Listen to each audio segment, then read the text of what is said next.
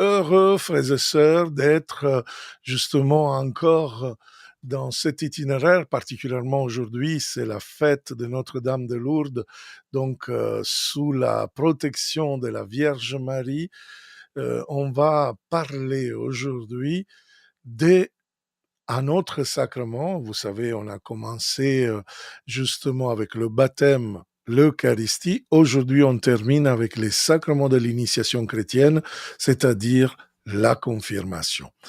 Et ce sacrement, qui est un sacrement important, c'est un sacrement justement que est conféré par une onction, donc du Saint-Crème, l'huile sacrée bénie par l'évêque. Alors, il y a des problèmes techniques, frères et sœurs, désolé. Hein. J'espère que vous me suivez. Euh, je veux voir si la régie elle a des problèmes.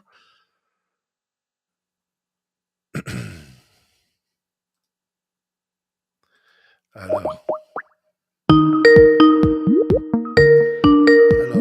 le contact était complètement... Bon, je vais continuer. Donc, la confirmation est justement conférée par l'onction du Saint-Crème sur le front, faite en imposant la main, donc l'évêque. Et il dit des paroles, soit marqué de l'Esprit Saint, le don de Dieu. Et il y a deux traditions, la tradition orientale et la tradition occidentale, la tradition des églises d'Orient et la tradition des églises latines, où il y a une petite différence. C'est-à-dire que dans les églises orientales, des rites byzantins par exemple, l'huile s'appelle le miron, c'est vraiment un parfum très fort, et l'onction se fait avec une prière d'épiclèse sur tout le corps. Alors, pas simplement sur le front, mais on le fait sur les yeux, on le fait sur les narines, on le fait sur les oreilles, on le fait sur les lèvres, la poitrine, le dos, les mains, les pieds. Et cette onction, c'est pour dire que, voilà, c'est tout le corps et le temple de l'Esprit Saint. Donc, en Orient, on a vraiment marqué particulièrement la parole de Saint Paul, de faire vraiment de ce sacrement l'expérience du chrétien de Pentecôte. En Occident, en effet, ce sacrement, désolé, hein, il y a un problème technique, je ne sais pas qu'est-ce qui se passe avec notre chère Radio Maria, la régie. Alors, je vais voir un peu pourquoi on n'arrive pas. Il y a un problème. Je vais essayer de continuer la connexion.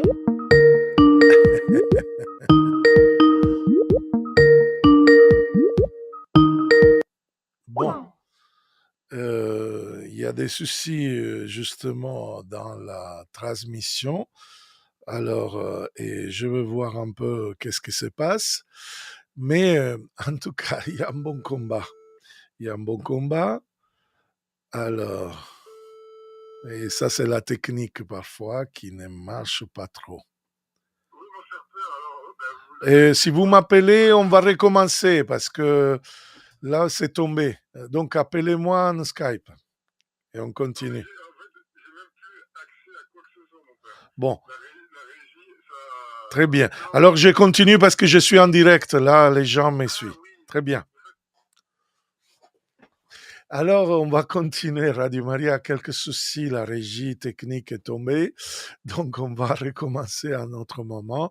Alors, frères et sœurs, justement, nous, en parlant de la confirmation, c'est vraiment un sacrement que je disais en Occident, on a choisi une autre formule, c'est-à-dire celle d'être marqués par le Saint-Esprit, don de Dieu. C'est pour cela, en France, à un certain moment, on a voulu unir l'Église dans toutes les traditions de toute l'Église catholique et dans certains diocèses, par exemple, même pour les adultes, comme pour les jeunes, parce que déjà, les jeunes baptisés petits enfants reçoivent la confirmation après adulte par l'évêque.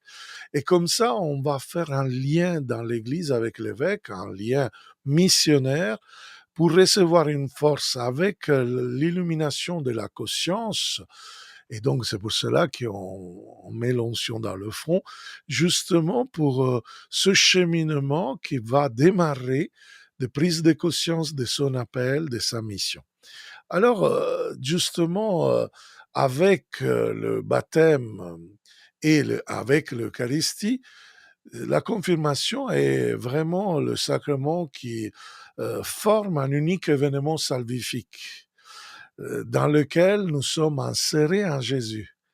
Et on continue son mystère, l'annonce du mystère pascal de mort et résurrection de notre Seigneur, et nous devenons de nouvelles créatures et membres de l'Église. Voilà pourquoi, à l'origine de ces trois sacrements, étaient célébrés en un moment unique, au terme du cheminement catéchuménal. Et aujourd'hui, bon, nous, dans notre diocèse, depuis longtemps, et plusieurs évêques ont voulu cela, justement, nous, on propose, après, il y a des paroisses qui suivent justement d'autres, c'est-à-dire ceux qui proposent même le code de droit canon, c'est-à-dire vraiment de proposer une distinction entre le baptême qu'on fait à Pâques. Bon, l'Eucharistie, peut-être on la reçoit le même jour si la personne vraiment a évolué, jusqu'à arriver après, dans la fête de Pentecôte, à la confirmation. Et oui, quelles sont alors les conséquences de ce sacrement? Alors, on va citer le catéchisme de l'Église catholique. La confirmation nous enracine profondément dans la filiation divine qui nous fait dire Abba Père. C'est le numéro 1303 du catéchisme de l'Église catholique. Après, la confirmation nous unit fermement au Christ. C'est vraiment une unité, une communion encore plus forte et augmente à nous le don de l'Esprit Saint. Et ce don qui, à Pentecôte, les apôtres, avec tous les 120 dans les actes des apôtres, ont reçu, tout chrétien peut recevoir dans ce sacrement, en manière complète. Il commence dans le baptême, il nous illumine à travers l'Eucharistie pour arriver à vraiment mettre un sceau, le sceau du Saint-Esprit dans notre corps, dans notre psychisme, dans notre esprit, justement avec le don du Saint-Esprit. Enfin, et ça, le catéchisme cite le Concile Vatican II, la confirmation rend notre lien avec l'Église plus parfait. Donc, c'est pour cela que l'Église, beaucoup des diocèses en France, ils proposent de distinguer la confirmation, même pour les néophytes qui baptisaient à Pâques, justement pour rendre plus parfait les liens avec l'évêque. Parfois, on est baptisé en paroisse et on va être justement confirmé par l'évêque justement à un autre moment, par exemple chez nous, c'est le jour de Pentecôte, où des centaines de personnes. Et beaucoup aussi de chrétiens qui n'ont pas fait ce sacrement, ils demandent ce sacrement pour combattre plus fermement le combat spirituel de la foi. Et ils nous témoignent vraiment la force de ce lien, de cette justement communion avec l'Église. Enfin, le catéchisme de l'Église catholique nous dit la confirmation nous accorde une force spéciale de l'Esprit Saint pour répandre et défendre la foi par la parole et par l'action un vrai témoin du Christ.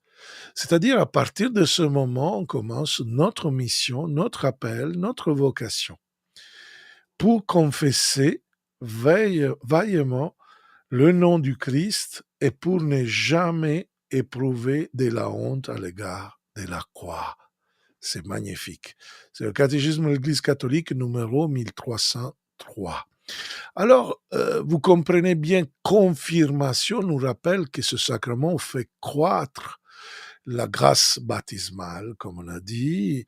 Donc, et c'est pour cela qu'il est important de veiller à que même les enfants qui grandissent, les adolescents, reçoivent ce sacrement. Et si quelqu'un qui m'écoute, il n'a pas reçu ce sacrement, c'est très bien que vous pouvez venir en paroisse parce que cela, ça devient même une richesse pour la paroisse qui va s'organiser, s'il n'est pas organisé, pour vous former, pour vous donner un cheminement, un itinéraire, justement pour se préparer à ce beau sacrement. Et ainsi, les paroisses, ils vont se convertir justement à cette conversion missionnaire pour vous aider à devenir chrétien. Et de cette façon, justement, ces gens en chemin, ils ne recevront simplement un peu d'huile. Ce n'est pas le rituel qui va ouvrir à la vie nouvelle dans l'esprit, mais c'est vraiment une expérience qui démarre du désir, de la conversion, pas après pas, jusqu'à être vraiment en lien avec toute l'Église. Et donc, on va justement à recevoir ce don, recevoir, pas tous les prêtres ils donnent ce sacrement, mais normalement c'est l'évêque, ou il nomme de ses collaborateurs, des vicaires, etc., pour que ce sacrement puisse être conféré.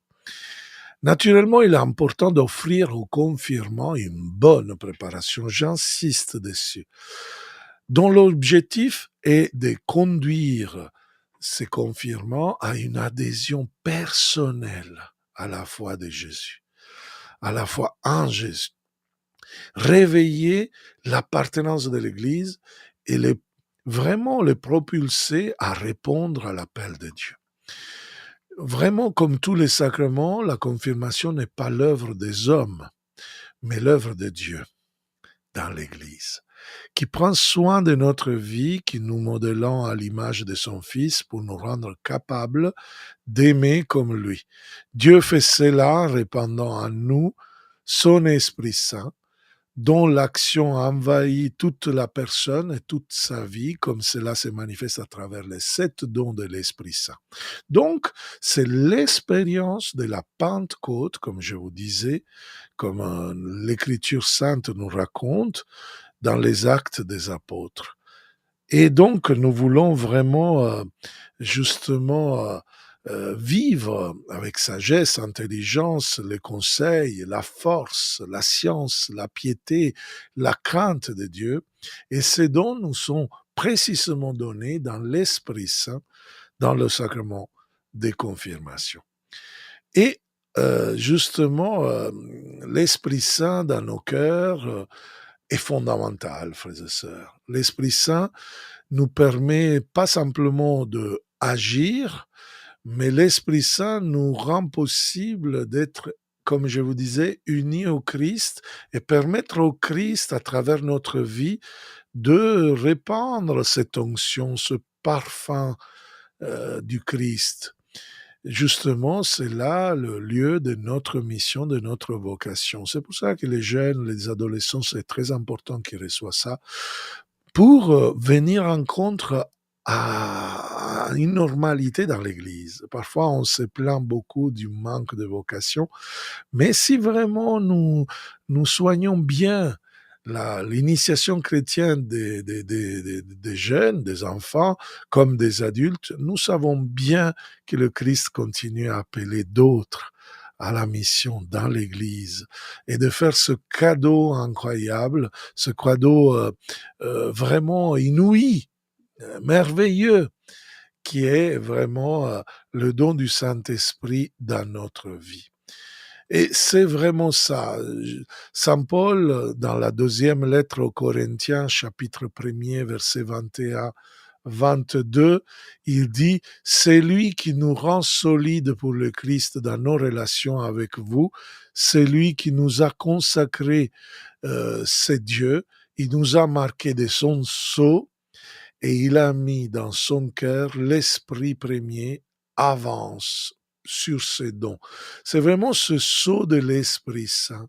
Le sceau de l'Esprit Saint, ça veut dire que il marque. Le sacrement de la confirmation, comme le baptême, c'est un sacrement qu'on le reçoit une fois seul parce que marque le caractère, marque chacun de nous avec ce sceau, avec euh, justement dans l'âme, une marque spirituelle indélébile, ce que nous appelons le caractère, qui est le signe, comme dit le catéchisme de l'Église catholique en 1304, c'est le signe de ce que Jésus-Christ a marqué en chrétien du sceau de son esprit en le révélant de la force d'en haut pour qu'il soit son témoin. Alors le caractère perfectionne l'initiation chrétienne, perfectionne justement la dynamique d'être roi, prophète et prêtre, le sacerdoce commune des fidèles, reçu dans les baptêmes, et le confirmé reçoit la puissance de confesser la foi du Christ publiquement et comme en vertu d'une charge, ainsi dit saint Thomas d'Aquin dans la Summa Theologica, quasi ex officio, en latin il dit, en vertu d'une charge, il nous charge vraiment grâce à ce sacrement. Et dans l'histoire du rituel, autrefois, l'évêque m'a donné même un petit coup dans la joue comme ça, parce que ils avaient comme l'impression qu'à partir de ce moment-là, le chrétien devenait un soldat du Christ. Il devenait vraiment quelqu'un qui allait combattre la bonne bataille de la foi. Il allait vraiment s'engager, il allait vraiment prendre sa responsabilité. Et donc, qui peut recevoir ce sacrement? Ben, tout baptisé qui encore n'est pas confirmé, qui peut et doit recevoir ce sacrement de la confirmation. Et la confirmation, c'est vraiment un sacrement que, avec l'Eucharistie, forme une unité. Nous dit le catéchisme de l'Église catholique en 1306, parce que il s'ensuit que les fidèles, je lis justement le catéchisme 1306, sont tenus par l'obligation de recevoir ce sacrement en temps opportun, car ça, la confirmation et l'Eucharistie, un baptisé, c'est-à-dire celui qui a reçu le sacrement du baptême, ce sacrement est certes valide, efficace, mais l'initiation chrétienne reste inachevée. C'est pour cela que certains ne pratiquent pas, certains n'arrivent pas à comprendre pourquoi venir à la messe, la prière, et parfois ils perdent complètement leur foi, ils se font complètement mettre justement dans le piège de beaucoup de propositions et des choses les plus compliquées. Donc, frères et sœurs, aujourd'hui, bon, on a eu des problèmes de connexion avec Radio Maria, mais j'espère que vous avez apprécié cette catéchèse sur l'onction de Pentecôte, qui est la confirmation. Je répète l'invitation pour ceux qui encore ne l'ont pas reçue.